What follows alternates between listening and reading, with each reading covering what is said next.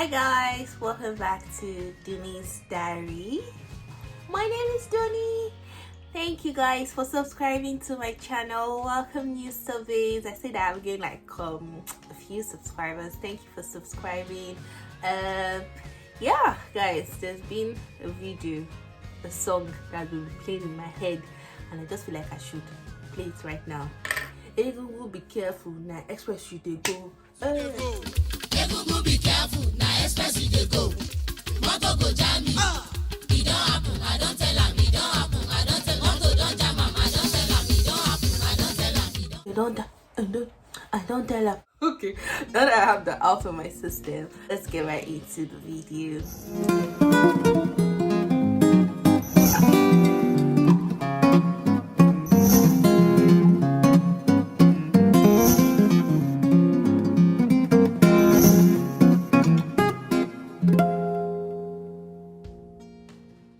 So today, I think you can tell from the title that I'll be talking about the effects of relocation, things people generally do not talk about.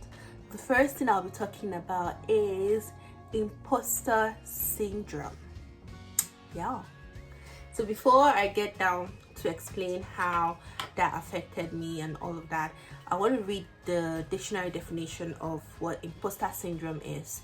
So give me a minute. So basically, imposter syndrome is the persistent inability to believe that one's success is deserved or has been legitimately achieved as a result of one's own efforts or skills. Basically, I've said basically like 20 times.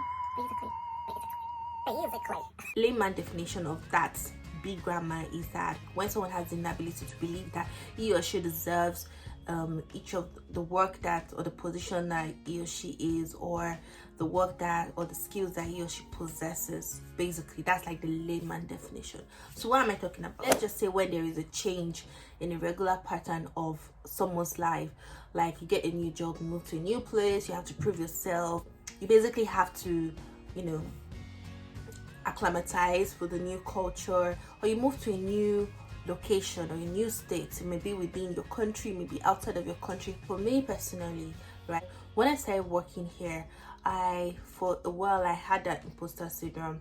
So I would feel like I wasn't good enough to get this job, that I'm not qualified, that my skill set are not that good. So I used to underestimate my abilities. I wouldn't really speak up in meetings. I would just be very shy. I'll mumble my words when I'm talking. Like a lot of things that I would do, and it literally frustrated me. So I would do some things and I would get appraisal on it, and I'd be like, is this like Ujuaye something, or am I just being looked at it because I'm from a different, stuff like that. I just felt like I wasn't just, my best wasn't the best I wanted. Imposter syndrome is one of the common things that affects people who literally or generally tweak their regular routine. So if there is a change to your regular pattern, if there is a change to how you normally do things, most especially when you change your jobs or you move to a new environment, there are studies to say that most people in that category have that imposter syndrome. And I really didn't know what it meant. I really didn't know what that was. So I'll just do my research. I'll leave the link to a TED Talk, just a very short video, 4 minutes video that explains what imposter syndrome means. I didn't know that this is what was happening. Like, I was just like, what's happening? So for me to now be in that state where I'm now like double thinking my abilities, I feel like, oh, I'm not qualified for this, I'm not qualified to have this. Or for some people, they can relate in such a way that, okay, maybe they moved to a new house and the way they got the house like is beyond their expectation. I'm like, oh, and you're excited for a while, and then you just come to think about it. I'm like, oh, I don't think I'm qualified for this. I don't think that this actually matches my personality. I want to tell you something. Stop thinking. These are one of the things that I notice that people don't really talk about. Like, a change of environment can cause a lot of things amongst people. That includes, one thing I need to point out, imposter syndrome is not synonymous to depression. Imposter syndrome does not mean that you have low self-esteem. It's just things that keep going on. It keeps things that keeps going on in your mind. Also, I may not be the best person to explain this. That's why I've left the link down below. The video that I watched, I've left the link down below in the description box. So once you're done watching the video, you can go check out the video. It explains in the very bare minimum what an imposter syndrome is and how you can overcome an imposter syndrome. Like basically, you don't need to do too much. You just probably dwell on positive thoughts. So for me, how I overcame that, or how I'm still overcoming it, because sometimes it comes forth every time I'm given a new challenge or task to do, I do not think negative about my skill set. I'm like, oh yeah, I can do this. There's something I can do. I have the right sets of skills. If I do not know anything about it, I know there's Google there to research. So things like that, dwell on things like that. And also, when people praise you for your work, even if it's superficial, just hold on to that as a positive feedback and be like, oh yeah, they praise me for my work, I must be doing something good or something great. Like it's better to think on positive thoughts than think on negative thoughts. It doesn't really help, because once you get to a new environment, or you're in an environment where you have to prove yourself, you'll be beating down on yourself a lot when you think you're not good enough, when you think that, oh, there are other people more qualified for this role. I mean, they employed you, or they asked for you because they saw something in you. They've seen a quality that they admired. That's why they gave you that job. That's why you are here, or wherever you are. So do not doubt yourself. Do not feel do not second fiddle yourself, basically. So I'm going to jump right to mental health. So mental health is something that I underestimated. Like the state of your mental health, I underestimated it a lot. Back home, if something is wrong, it just takes you a few weeks or something. Most times few weeks, a few months, so that you get over it. You have friends and family around. This is to speak to people who do not have friends, family, or there's no close knit of individuals that you can depend on in the place where you are, or you've kind of relocated to a new place and your friends are far away, or your family are like miles and miles away, and you're kind of trying to build up your own network. This is basically for you. So when you get here, people really don't talk about it, and I do not blame them, because most times when you want to talk about it, especially people back home, they can't relate. Yeah, they just think that, oh, you're here, you're earning big money, things like this shouldn't be happening. More so, you're a Nigerian or you're African, you should be immune to this. I'm not saying that, yeah, there are not times where you have to be strong and put up your big girl or big boy pants. However, people do truly go through it. Recently, I've been feeling just sad, like not depressed, but just sad, like, wow, like, why am I here? Like, what am I doing here? Like, what's happening?